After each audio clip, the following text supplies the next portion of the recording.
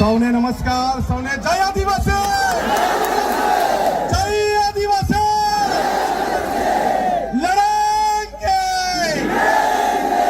લડેંગે और लड़ेंगे और लड़ेंगे. હવે આપણા સમાજનું એક મોટું વાજિંત્ર છે આપણા હાથમાં, ખબર ને? તો વાળો મુઠ્ઠી.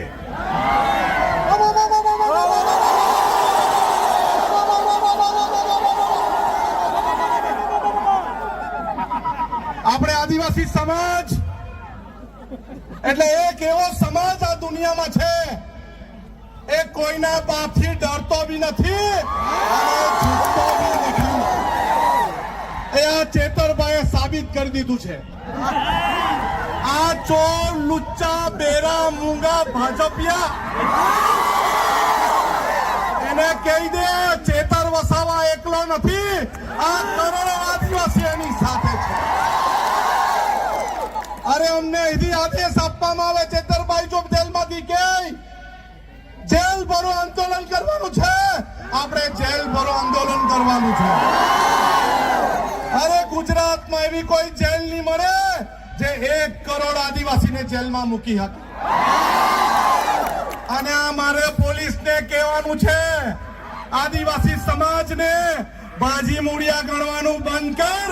આ આદિવાસી સમાજ આ દુનિયાનો વાઘ છે અને વાઘ રહેશે. હવે પછી છે ને લાફાવાળી કરવાની જરૂર નથી, અરે ભગાવો વાળું કરવાનું શરૂઆત કરવાની છે. મારા ગામમાં ભાજપીઓની જ ચાલો ભગો.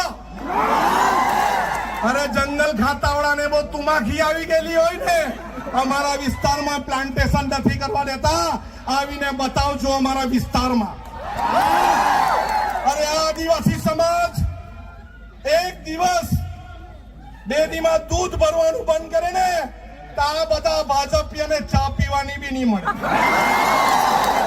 અરે આ આદિવાસી સમાજ પોતાના વિસ્તારમાં પડેલું વરસાદનું પાણી રોકી દે ને તો ધોવાના બી ફાફા થઈ જાય.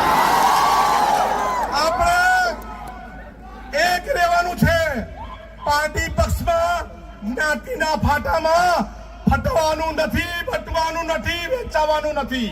આપણે બોર્ડર લેસ બનવાનું છે. દરેક ભારતીય આદિવાસી એક થવાનું છે. મારો વિસ્તાર તારો વિસ્તાર નહીં. જ્યાં પણ કોઈને તકલીફ પડે, મહારાષ્ટ્રમાં લકીભાઈને તકલીફ પડે તો આપણે સૌએ ત્યાં જઈને એને સહકાર આપવાનો છે. આપણા વિસ્તારના દરેક લોકોને મારે અપીલ છે કે આ વર્ષાબેન એના કુટુંબની જવાબદારી એક ભાઈ તરીકે આપણી છે કે નહીં? છે કે નહીં? અને પોલીસ વાળા, અહીંના પોલીસ વાળાને બી કહેવા માંગુ છું, તમારામાં તાકાત હોય ને આવનારા દિવસમાં જેલ ભરો આંદોલન કરવાના, ત્યારે અમને અટકાવજો. અમે લડવા તૈયાર છે, અમે લડવા બી તૈયાર છે, મરવા બી તૈયાર છે. તૈયાર નથી, આપણે કદી ઝૂક્યા નથી અને ઝૂકશું પણ નથી. દરેક હાથ ઊંચો કરીને કેવું, આપણે સૌ હાથ ઊંચો કરીને કેવું, બધા આપણે સૌ ચેતરભાઈના સમર્થનમાં છે. આ સરકાર નહીં સમજે, આવનારા દિવસમાં જેલ ભરો આંદોલન કરીશું અને કરીશું.